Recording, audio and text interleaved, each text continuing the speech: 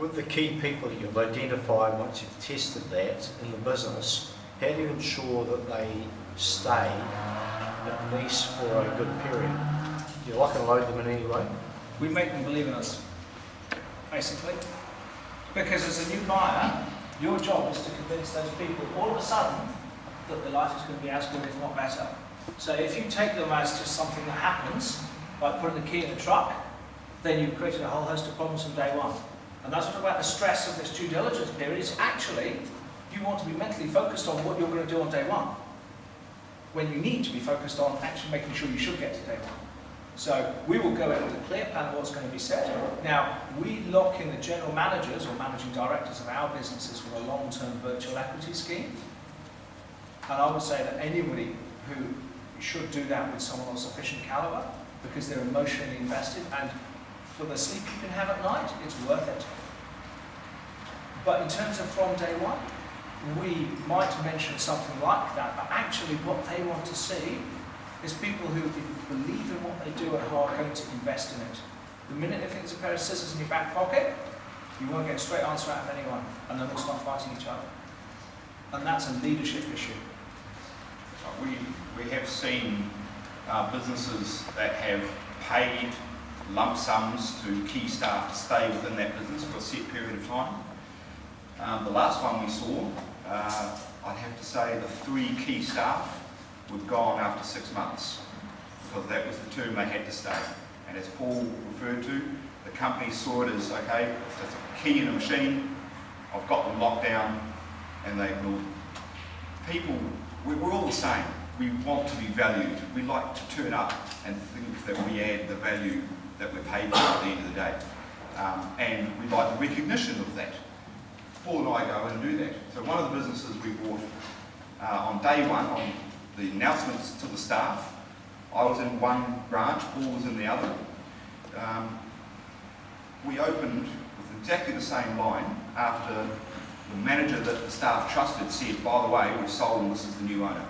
The first words out of our mouth was, there's no bad news today, we're here to make things better and we're here to grow your business. That was our simple message that we wanted to get across to those staff. Because whenever there's change, there's fear. And that's getting back to Paul's slide about the secrecy around business transactions. People fear change because they have no control. And if you really want to break it down, that's why you all buy Weet-Bix, because you've seen it on the shelf for years and it's built trust with you because it's familiar, it does the same thing. You trust it. It's exactly the same when you're in your job. You turn up, the coffee machine's in the same place, your desk hasn't moved, the same manager walks through the door, there's trust, it's predictable, and therefore you think you've got control. We walk in and we say, nothing's going to change, we're here to grow your business. I like the term, if you've got scissors in your back pocket, no one wins. I mean, it's so true. So we go in, we try and reinforce the message that we're here to help, and actually we go on to do that. That's really helpful. Another question. Listening to both of you, I've been through big mergers and I've been through businesses that have been acquired, and I've briefly worked on your side of the table.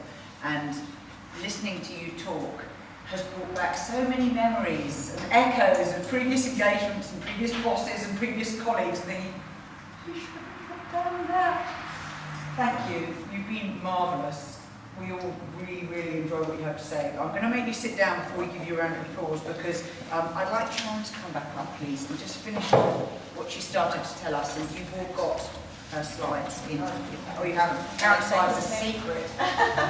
We might not. We will be sending them out as part of the after-seminar information. So you'll get a copy of the video from the seminar as well as a copy of the presentation. So some of the things that I was going to mention here, Paul and Myles have already talked about, but just in a really simple way, you know, the sorts of things that you need to have to be sale ready, up-to-date financials, contracts in place. If you've got contracts, make sure they're up-to-date and you can access them easily. Be compliant with all legislation, so making sure that everything that you should have in place is health and safety, all your tax legislation, everything, company legislation, you know that you're all up-to-date. Documented processes and procedures. I can't stress enough how important that is to get a good price for your business. And one of the things, I was just doing a little bit of research today, and I happened to notice there was 2 articles, New Zealand Herald articles, one that Paul had written and one that Myles had written or had been interviewed on. They may not have written them. And there's actually a link to the article when you get the presentation.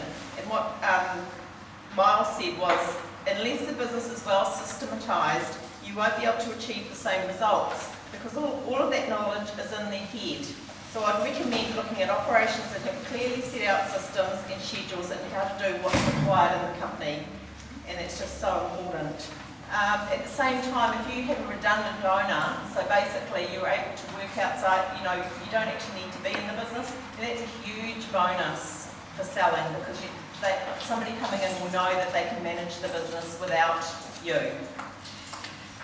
So what next? Have a plan. So failing to plan means planning to fail. So if you don't have a plan, then you're not going to get there. Utilise other resources, as Paul and Myles said. I mean, what they've given us tonight is so valuable, the information that they've been able to impart. And, you know, that they talked about using advisors. Get your business valued now. You know, get it valued, find out what it's worth, and then find out what can I make it worth if I do certain things. Talk to others who can help. Make sure you've got the basics in place, shareholder agreements, insurance policies. It's all about making sure things are in place, and that especially goes if something happens to you. You need to have all those legal aspects in place. Lastly, you can talk to us. We're experienced business advisors, and we have a background in assisting businesses to get sale ready. We're happy to come and have a chat to you and to make sure that your business will be maximum value. Me, and I just want to have a quick chat about the other seminars that we've done and the ones that are coming up. So initially, for those of you that didn't come along, our first seminar we had Tom, who actually is in the business of restructuring businesses, and he's working with quite a large business in Penrose, helping them to get their culture right, and he talked to us about how important that was, and the video's available on him. He was very interesting. Last seminar we had 2 of our clients who have actually successfully sold their businesses, multi-million-dollar sales, both to publicly listed companies, and I was heavily involved in the due diligence process for both of those, and I can tell you that definitely was a lot more than 2 to 4 weeks. and there was a lot of information. It is very stressful. Tonight we've heard from Paul and Myles, and just amazing the amount of value that they've given tonight to help anybody that's looking to sell their business. You know, it's just really important issues that you can take away. Next time we're talking to somebody who is involved in actually bringing in a manager into the business. So one of the things that they've found with a lot of businesses now is that you've got a lot of baby boomers who are wanting to sell, and you've got a lot of younger people who might have come up through management, general managers of businesses. They're sick of the corporate world, but they haven't got a lot of money. So what this company does is they bring the 2 together, and they will put a process in place that can take 2 or 3 years for that person to come into the business, hopefully add a lot of value to the business, because the owner might be one of those zombie owners who's basically lost the interest in building up the business. The younger person will come in, they might not have any money, but over time they can use their income to pay the owner, and the owner gets a much better return in the end.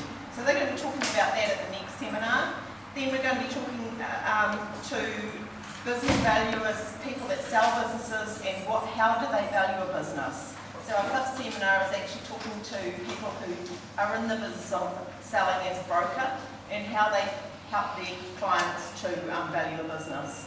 And the last seminar that we will be running is actually about governance, and we'll be talking to someone who runs Advisory Board New Zealand, and help put advisory boards together, and also a lawyer about shareholder agreements, and an insurance broker about how to make sure that all your insurance policies are in place before, so that you're ready to sell.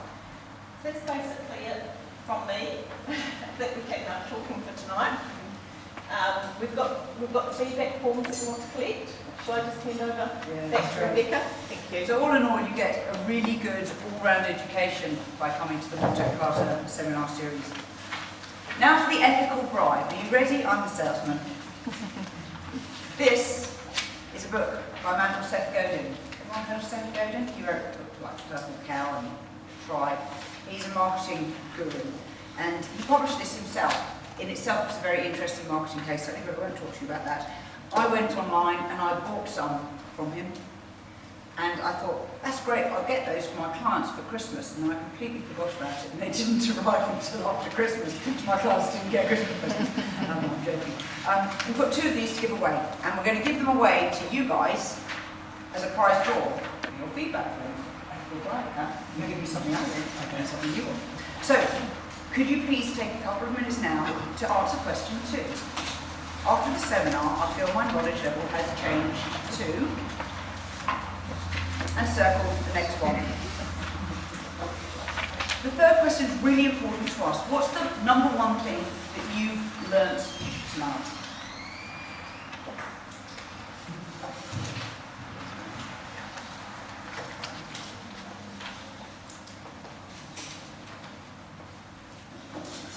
And if that aligns with something in question 4, which is about a particular issue which you would like us to help you learn more about, we've put some suggestions there. You might have something completely different.